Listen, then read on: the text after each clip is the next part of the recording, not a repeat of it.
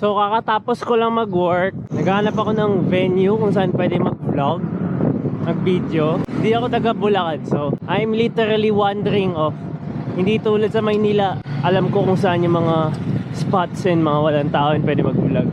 So dito nasa isip ko lang yung Kapitolyo. So tara.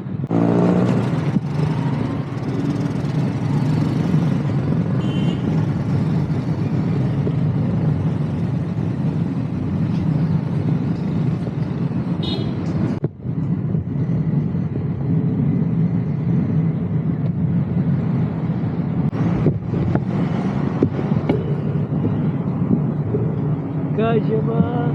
Wow! Kasya!